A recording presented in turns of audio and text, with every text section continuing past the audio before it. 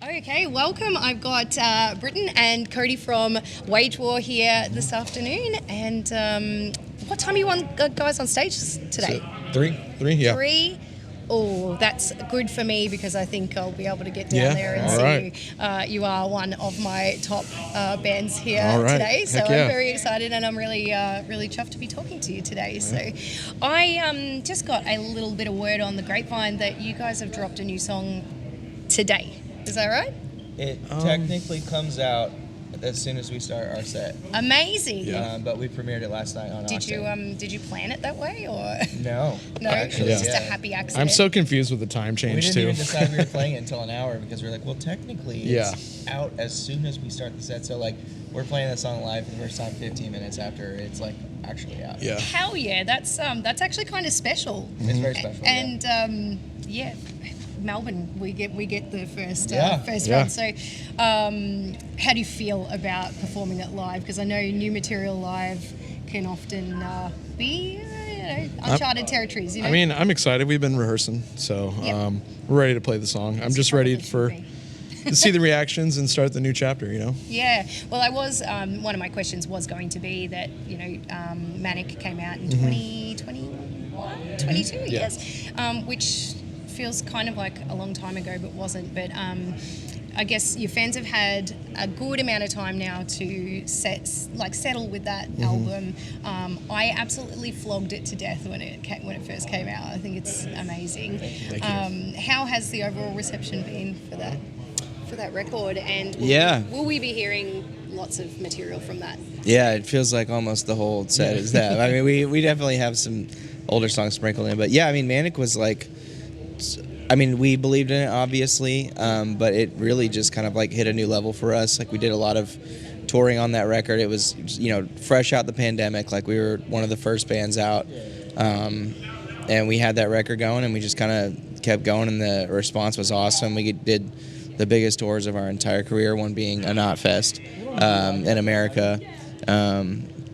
So yeah, I mean the reception was crazy, and I feel like we've just kind of tried to use that as momentum as we kind of go into the next chapter. Yeah, absolutely. And each of your albums seems to carry its own distinct like themes and messages. Can you give me some insight into like the overarching themes that were explored in Manic and like how they've differed from your previous releases?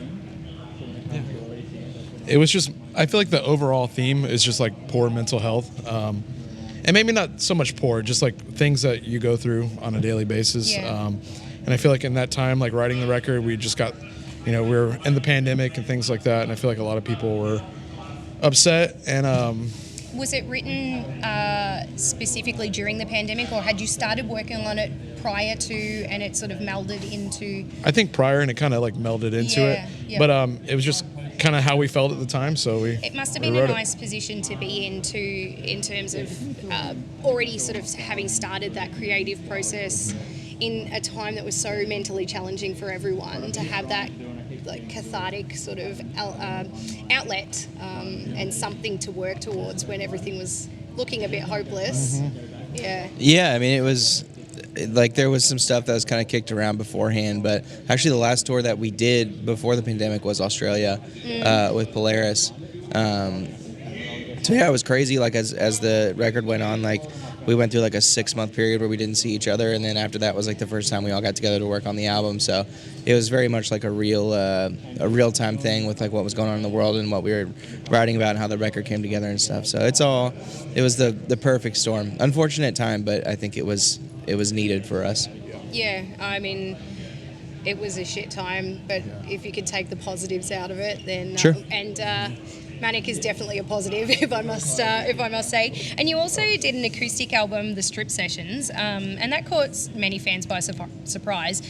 What inspired you to explore the stripped-down acoustic approach to your songs? That's something we've always kind of done. I feel like a lot of songs that we've written have started on the acoustic guitar and just hashing out chords, singing to it, and it only feels natural to like certain songs. Like, well, let's just do like a stripped acoustic version. So, yeah. And I feel like it gives a new mood to certain Yeah. songs as well. So Absolutely. sometimes you're not in the mood to thrash things out, but Yeah. you can listen to the same song with the same message in a different kind of vein. Looking ahead, I mean, obviously you've just dropped a new song, but what's on the horizon for you guys? Yeah, I mean, Does we the just new got song we mean a just new got album? I mean, who knows? Right now we just got a new song, so Okay. yeah, we've had a lot of time off though. I feel like you're not telling me everything, but that's fine. We have been off for the last 6 months, but yeah, right now we just got a new song, so we're gonna be playing Magnetic and. What about your touring schedule? What's that looking like? I mean, you've got obviously. Yeah, we're headed out back in the States next month for a month or so, and then yeah, we're just kind of in tee-up season, and we got stuff that's not announced, but for now that's where we're at. Yeah, cool. And how do you think festivals like Knotfest contribute to like the metal and the heavy music community, both in terms of providing exposure for emerging artists and also fostering like a sense of camaraderie? I feel like Knotfest is one of these festivals that does a really good job of that. How does it feel to be a part of that? You said you've done Incredible. American Yeah, I mean, Knotfests it as well, literally yeah? it like changed like the trajectory of our band. Like when we did our Knotfest tour, we were lucky enough to be with Slipknot. Like I feel like our entire fan base changed. Like we just got to be in front of so many new people that, you know, were Slipknot fans and probably have never heard of us, and we got to be out there and doing it. And even just like the backstage, like everyone's just so kind and like bringing everyone together. So I think, and it's an honor to be here today in Australia doing it too. I mean, not sure we would have the opportunity to play in front of 40,000 people if it wasn't for Knotfest today. So yeah, and it's only the second one here too. I know. So that's a cool thing to be a part of. Yeah. And I grew up like going to Knotfest as a kid, so it's cool to be playing it now. And I think How it's does it feel to be a part of something that you probably stood in the audience for, thinking like, how this would be it's the unreal. coolest thing? Yeah, it's unreal. It feels like magical almost. Yeah. I think it's so sick too that like you have so many like acts that have been around for a long time, like Lamb of God and things like that, and then you have bands like us that, you know, we're kind of newer, and you kind of smack them together on a, you know, lineup and get to play in front of new people. So Yeah, that's super sick. Looking back on your past festival performances, are there any standout moments or memories that are fond for you guys? That's a good question. Any hijinks or? If I had about like 10 minutes, I could probably think of one. But Yeah. I think yeah, I mean, probably like the first time that we ever played like a festival back in the States, like one of the bigger ones, like a Danny Wimmer festival or something. I think it was Rock on the Range, or actually no, it used to be called Carolina Rebellion. We had like a really early slot. It was like, you know, noon or something, and we like went to see the stage before we played, like an hour before, and there just like wasn't anybody there, and we are just like, okay, like, you know, we're playing to whoever's there, and no matter what, Yeah. and like we go back, like get dressed, you warm up or whatever, and we come back out of the stage, and there's like 3,000 to 5,000 people waiting on the stage for us to play, and it was just like, that was a moment that we were just like, what is going on? Yeah. So I feel like festivals allow that opportunity. Especially if you'd resigned yourself to the fact that you thought, it's going to be Yeah, like immediate nerves. Yeah. Yeah, it's reality kind of slaps you in the face there. Yeah, 100%. As you continue to evolve and grow, what legacy or impact do you hope to leave on the heavy scene, both for your fan base and for newcomers that are discovering your music for the first time?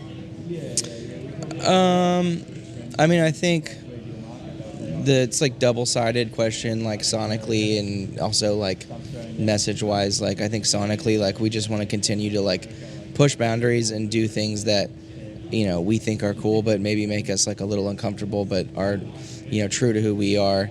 And so as long as we can keep doing that and trying new things and like continuing to be us, which I feel like we found on Manic, is like this is our thing, you know what I mean? So I feel like, you know, as we continue to explore that, just kind of like leave our footprint that, you know, like, oh, this sounds like Wage War, you know, when years to come, when 20 years from now, when people are referencing, you know, bands they grew up on, if it's Wage War, it's like the Wage War sound, you know what I mean? Yeah. And I think, you know, lyrically, like we kind of continue to just try to be as relatable as possible and as like transparent. Like it's not always good, it's not always bad, sometimes it just sucks, but like something that someone can listen to and just be like, oh, like I feel this way right now. So Yeah, awesome. When you speak of sonically, you know, creating that wage war sound, I feel like whatever you did on Death Roll, like keep that shit up. That song just does something to me. It's just a good old classic metal song there. Oh, it's so good, but it's classic, but it's fresh. Like, and I do think like it's just very distinct to you guys. And Thank the you. previous material that you've done was awesome and really sucked me in. But yeah, there's just something about Manic that I think you leveled up. And Thank you. Thank you. It's super cool. We'll be playing most of it today. Yep. Yeah, I can't wait. You guys played last night too with Lamb of God. Asking Alexandria. Yes, sure. I'm getting my shows mixed up. Yeah. How did that go? It was good. Yeah, it's a good venue. Yeah, like It's like the loudest. Yeah, I don't think I've ever heard her songs being sang that loud ever. Like even in the States, like first song, like we played Stitch, and like the whole room is singing the song. I'm like, I don't even need to sing here. You know? oh man, what a feeling. Yeah, it was great. Yeah. Yeah. Have you had a chance to mingle with your fans much since you got here? A little I bit, know yeah. it's early, but Yeah, a little bit. Yeah. And it's question time. Uh-oh. I've been okay. I have a little box. It is called Knotfest. It is filled with questions that are a little bit silly or ridiculous. Okay. And each band today is going to be picking one out of the little box to answer for me. All right. And I am sorry in advance for how stupid it is. You ready? Yeah. Would you rather be a giant mouse or a tiny elephant? And discuss why. Giant mouse.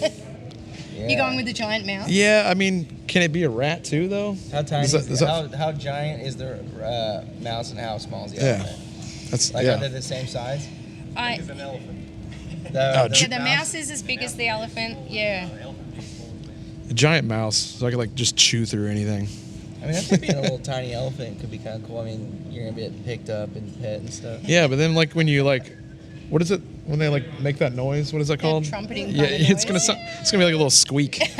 You sound like a mouse. It'll be the cutest thing ever. Yeah, it's like an elephant the size of like a dog. That sounds great. Yeah, Yeah. that could be Alright. fun. Pick me up and hold me. So were you both going the elephant? I'm going giant rat. You're going the rat. Or- Okay, or- well that's cool because then we can rat. we can enjoy one of each. I feel like my personality fits the giant rat more. So I love that. Yeah. Well, it is time to wrap it up, Awesome. and you guys have probably got some prep to do. So Yeah. thank you so much Thank for you for spending having us. time Thank you. chatting with me today. Absolutely. And I can't wait to see you guys doing your thing out there. alrighty, see you in a little bit. Awesome. Yeah. Thank you.